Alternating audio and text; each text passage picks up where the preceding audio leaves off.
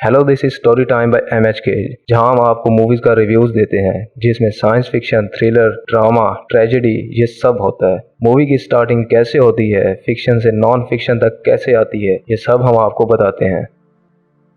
Hello what's up guys, ये movie एक edged और अंधे आदमी की है जिसके घर चोर घुस आते हैं।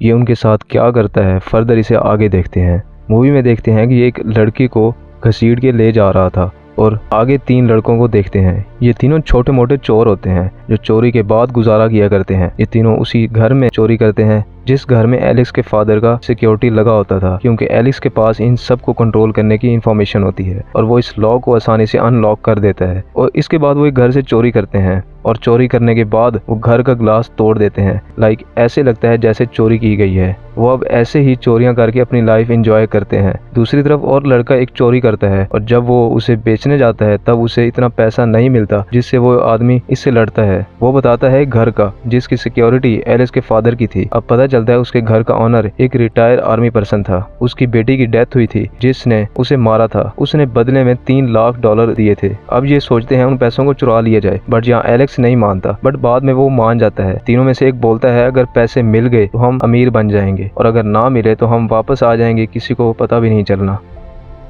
अब ये इसे चोरी करने की प्लानिंग करते हैं। इसके बाद हम रॉकी को देखते हैं जिसके पेरेंट्स हर टाइम ड्रग लेते थे, बट वो इन सब को छोड़ के जाना चाहती थी। वो कैलिफोर्निया शिफ्ट होना चाहती थी। अब यहाँ हम देखते हैं जिसके घर ये चोरी करने वाले थे वो आदमी अंधा होता है। इराक में इसकी पोस्टिंग हुई थी जिसकी वजह से वहाँ किसी इशू की वजह से इसकी आंखें खराब हो गई थी। इन चोरों के लिए ये बोनस पॉइंट होता है, बट अचानक यहाँ एक डॉग इनके कार की तरफ आगे भौंकना शुरू कर देता है। अब ये तीनों रात होते ही इसके घर आ जाते हैं।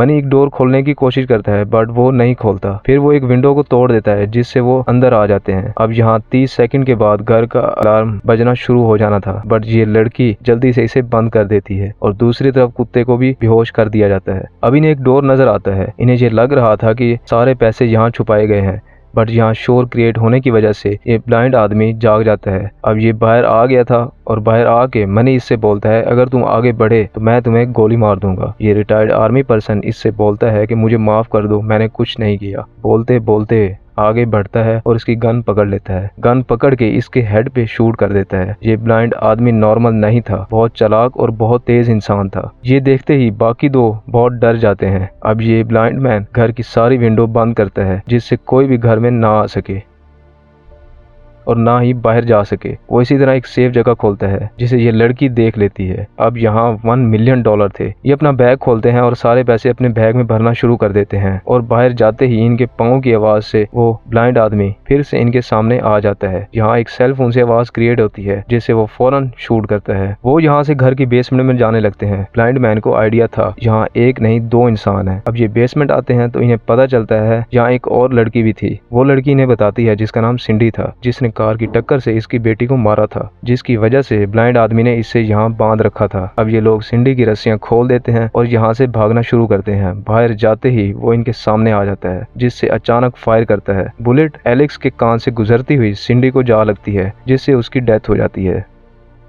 अब जब वो देखता है तब उसे पता चलता है कि वो वही लड़की थी जिसको उसने बांध रखा था। वो ये देख के बहुत चिल्लाता है और अब वो घर की सभी लाइट को बंद कर देता है ताकि वो इसके घर में फंसे चोरों को इजीली मार सके। अब आगे ब्लाइंड मैन एलिस को मारने लगता है, बट इससे पता चलता है कि इसकी गन की बुलेट खत्म हो चुकी है। एलेक्स इसे पीछे धक्का देता है और ऊपर आ जाते हैं। यहाँ इनके सामने कुत्ता था, वो इसे बचते हुए दूसरी तरफ मूव करते हैं, बट अचानक ये कुत्ता एलेक्स पर वार करता है जिससे वो विंडो से सीधा नीचे गिरता है।